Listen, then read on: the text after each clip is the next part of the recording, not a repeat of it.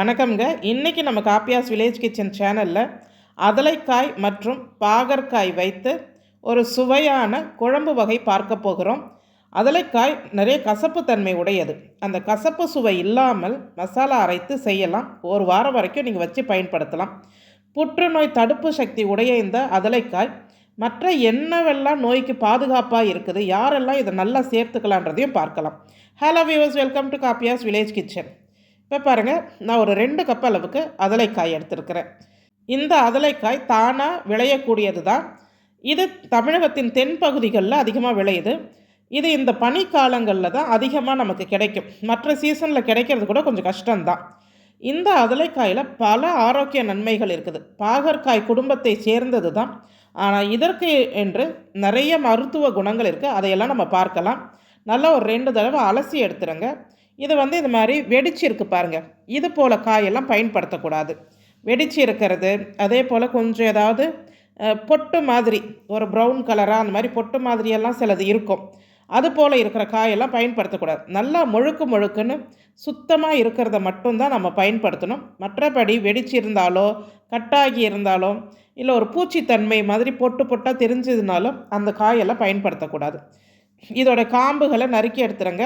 காம்பை நறுக்கிறேன்னு சொல்லிவிட்டு ரொம்ப ஓரத்தில் நறுக்காதீங்க. வதக்கும் போது வெடிக்க ஆரம்பிக்கும். இந்த காயை நறுக்கி சமைக்கக்கூடாது. அது உள்ளே இருக்கிற விதை, அதனால் வெடித்து வெளியே வந்துச்சுன்னா கசப்பு அதிகமாகிடும்.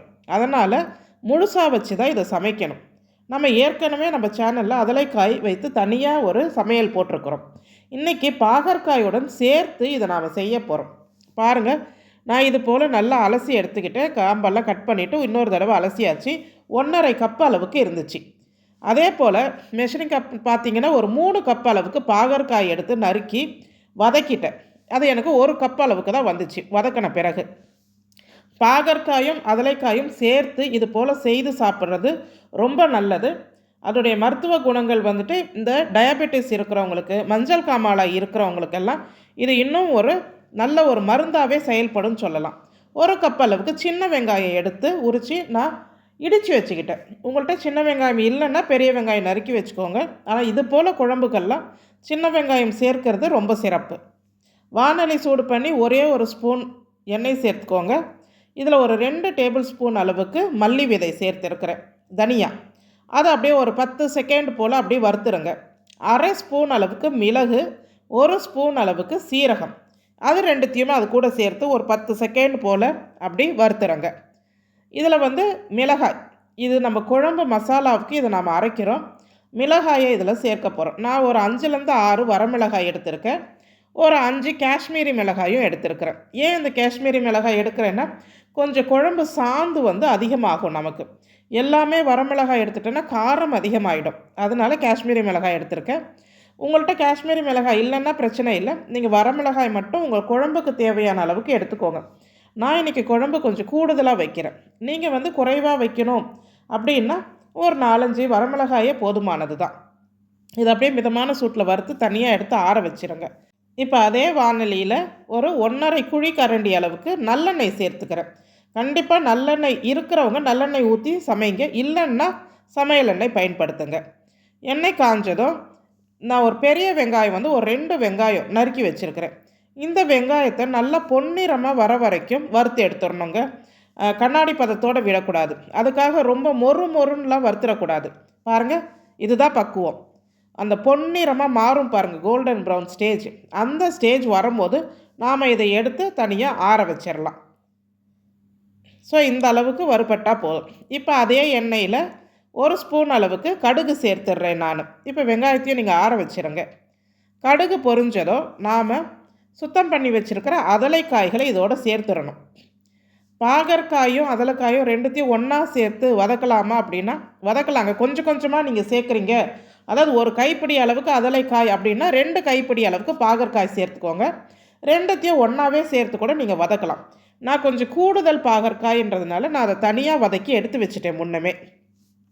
பாகற்காய் நம்ம எல்லோரும் வதக்கிறது தான், அதனால் அதை நான் இதில் காமிக்கலை. சும்மா உங்களுக்கு தேவையான சைஸில் நறுக்கிட்டு ஒரு 2-3 ஸ்பூன் எண்ணெய் சேர்த்து மிதமான தீயிலே வச்சு வதக்கி எடுத்துட்டேன் நான். அதை மொறுலாம் வதக்கலை. இப்போ பாருங்கள், அதலைக்காயை மூடி போட்டு ஒரு 3-4 நிமிஷம் போல் லோ ஃப்ளேமில் வச்சு வதங்க விடுங்க. இந்த காய் வெடிச்சிடக்கூடாது. அது மாதிரி ரொம்ப குழையவும் விட்டுறக்கூடாது. அவ்வளோ சீக்கிரம் அது குழையவும் குழையாது. ஒரு 3-4 நிமிஷம் அப்படியே வதங்க விட்டுட்டு ஒரு கைப்பிடி அளவுக்கு பூண்டு சேர்த்துக்கோங்க. பூண்டு சேர்த்து நல்லா வதக்கிடுங்க. எனக்கு பூண்டு வேண்டாம் அப்படின்னு நினைக்கிறவங்க தாராளமாக பூண்டு ஸ்கிப் பண்ணிக்கோங்க. சேர்த்து பயன்படுத்தக்கூடியவங்க கண்டிப்பாக ஒரு கைப்பிடி அளவுக்கு பூண்டு சேர்த்துக்கோங்க. பூண்டு வெங்காயம் ரெண்டுத்தையும் ஒரே நேரத்தில் போடக்கூடாது. அதனால் முதல்ல பூண்டு போட்டு ஒரு 2 நிமிஷம் போல் வதக்கிடுங்க. பூண்டோடைய நிறம் மாறக்கூடாது. மாறிடுச்சுன்னா அந்த பூண்டு ஃப்ளேவர் வந்துடும். இந்த அதலக்காய் ஃப்ளேவர் கூட அது சரியாக இருக்காது. நிறம் மாறாமல் ஒரு 2 நிமிஷம் வதக்கிட்டு நாம் இடித்து வச்சுருக்கிற சின்ன வெங்காயத்தை அதில் சேர்த்துடலாம். வெங்காயத்தையும் சேர்த்து இந்த அதலைக்காய் கூடவே நல்லா வதக்கிடணும். தேவையான அளவுக்கு கொஞ்சமாக உப்பு போட்டு வதக்குங்க. காயும் வெங்காயமும் நல்லா வதங்க ஆரம்பிச்சிடும். இது அப்படியே ஒரு பக்கம் வதங்கிக்கிட்டு இருக்கட்டும். அது வதங்கிறதுக்குள்ளேயே நாம் வறுத்து எடுத்து வச்சுருக்கிற மிளகாய், வெங்காயம் இதெல்லாம் மசாலா நம்ம அரைச்சி எடுத்துகிட்டு வந்துடலாம். அதுதான் குழம்புக்கான மசாலா. இப்போ காஷ்மீரி மிளகாய், வரமிளகாய், அந்த வறுத்து வச்சுருக்கிற தனியா, மிளகு, சீரகம் அதையெல்லாம் ஃபஸ்ட்டு மிக்ஸி ஜாரில் சேர்த்து ஒரு கொரகொரப்பாக பொடியாக அரைச்சிட்டு வந்துடுறேன். அது கூடவே நாம் வதக்கி வச்ச வெங்காயத்தையுமே சேர்த்து தண்ணி சேர்த்து அரைக்க போகிறது இல்லைங்க, புளி தண்ணி சேர்த்து தான் நான் அரைக்க போகிறேன். நல்ல கட்டியான புளி தண்ணி ஒரு 3/4 கப்பு எடுத்து வச்சுக்கோங்க. நான் வைக்க போகிற குழம்பு அளவுக்கு 3/4 கப்பு புளி தண்ணி கண்டிப்பாக தேவைப்படும். பல்ப்பு மாதிரி எடுத்துக்கணும். ரொம்ப தண்ணியாக எடுக்கக்கூடாது. கெட்டி புளி தண்ணி தான் எடுத்துக்கணும். இதை சேர்த்து பாருங்கள் எவ்வளோ திக்காக இருக்குன்னு. இதில் நான் புளி தண்ணியை சேர்த்து நல்லா மையாக அரைச்சி எடுத்துகிட்டு வந்துடுறேன். மிச்ச புளி தண்ணி நம்ம குழம்புக்கே பயன்படுத்திடுவோம். இதில் நம்ம மிக்ஸி ஜாரில் கொஞ்சம் தண்ணி சேர்த்து மசாலாவை ரெடி பண்ணி வச்சுருங்க. இப்போ அதுக்குள்ளேயே நமக்கு பாருங்கள் இந்த காய் நல்லா வதங்க ஆரம்பிச்சிருச்சு. இப்போ இந்த ஸ்டேஜில் நாம் வதக்கி வச்சுருக்கிற பாகற்காயை இதோடு சேர்த்துடலாம். நிறைய குழம்பு செய்கிறவங்க பாகற்காயை தனியாகவே வதக்கி எடுத்து வச்சு இது போல் சேர்த்துக்கோங்க, நல்லா இருக்கும். ரெண்டுமே கசப்பு தன்மை கொண்டது, இது எப்படி நாங்கள் சாப்பிட முடியும் அப்படின்னு கேள்வி கேட்குறவங்களுக்கு இந்த குழம்பை இதே பக்குவத்தில் செய்து நீங்கள் சாப்பிட்டு பாருங்கள். கண்டிப்பாக உங்களுக்கு அந்த அளவுக்கு கசப்பெல்லாம் தெரியாது. இதில் பாகற்காய் டாமினேஷன் இருக்காதுங்க. அதலக்காய் தான் கூடுதல் கசப்பு உடையது. அதோடைய கசப்பையே மட்டுப்படுத்திடும் இந்த குழம்பு. அதனால தான் நாம் மசாலா இது போல் அரைத்து சேர்க்குறோம். மசாலா சேர்த்துட்டு தேவையான அளவுக்கு தண்ணி, உப்பு, மிச்சம் இருக்கிற புளி தண்ணியுமே அதில் சேர்த்துடணும். நாம் இதில் இந்த குழம்புல இவ்வளோ தூரம் புளி சேர்க்குறோமே, புளிப்பாக தெரியுமான்னு தெரியாதுங்க. அந்த கசப்பை மட்டுப்படுத்தும். கடைசியாக சேர்க்குற பொருளும் இன்னும் அந்த கசப்பை மட்டுப்படுத்தும். தேவையான அளவுக்கு தண்ணி சேர்த்துருங்க, உப்பு சேர்த்துருங்க. நல்லா கலந்து விட்டு மிதமான தீயில் ஒரு 5-6 நிமிஷம் இதை வேக விடணும். இது குழம்பு வெந்துக்கிட்டு இருக்கட்டும். இந்த அதலைக்காய் நிறைய மருத்துவ குணங்கள் உடையது. நீரிழிவு நோய் இருக்கிறவங்களுக்கு, அதாவது டயபெட்டிஸ் இருக்கிறவங்களுக்கு, ஜாண்டிஸ் மஞ்சள் காமாலை இருக்கிறவங்களுக்கு இதெல்லாம் மருந்து போலவே செய்து கொடுக்கலாம். மேலும் கல்லீரல் பாதுகாப்புக்கு இது மிகவும் உகந்தது. வாரத்தில் 1 நாள், மாதத்தில் 2 நாள் நம்ம கிடைக்கிறப்போ இதை சமைச்சு சாப்பிடலாம். புற்றுநோய் செல்களை தடுக்கக்கூடியது, புற்றுநோயிலிருந்து நம்மை பாதுகாக்கும் அப்படின்னே சொல்கிறாங்க. அந்த அளவுக்கு தன்மை வாய்ந்தது. வயிற்று புழுக்களை அழிக்கும். இவ்வளவு நன்மைகள் வாய்ந்த இந்த அதலைக்காயை கண்டிப்பாக மாதத்தில் 1 முறையாவது உணவில் சேர்த்துக்கோங்க. பாருங்கள் குழம்பு நல்லா கொதித்து வந்துருச்சு. ஒரு 5-6 நிமிஷத்தில் எண்ணெய் நல்லா தெளிய ஆரம்பிச்சிருச்சு. இப்போ இந்த ஸ்டேஜில் நான் ஒரு 2 ஸ்பூன் அளவுக்கு நாட்டு சர்க்கரை சேர்த்துட்றேன். நாட்டு சர்க்கரை, வெல்லம், கருப்பட்டி எதுனாலும் அப்படி கொஞ்சம் சேர்த்துக்கோங்க. எதுவுமே இல்லைன்னா வெள்ளை சர்க்கரையில் ஒரு ஸ்பூன் சேர்த்துக்கோங்க. நல்லா ஃப்ரெஷ்ஷான கருவேப்பில்லை, இந்த ஸ்டேஜில் கருவேப்பிலையை போட்டு அப்படியே கிளறி விட்டு மூடி வச்சிடலாங்க. ஸ்டவ் ஆஃப் பண்ணிவிட்டு நம்மளுடைய அதலைக்காய் பாகற்காய் சேர்ந்த குழம்பு ரெடி ஆயிடுச்சு. சுட சுட சாதம், சப்பாத்திக்கெல்லாம் அவ்வளோ சுவையாக இருக்கும். சாதத்து கூட ஒரு முட்டை சேர்த்து வச்சு பரிமாறினீங்கன்னா போதும்.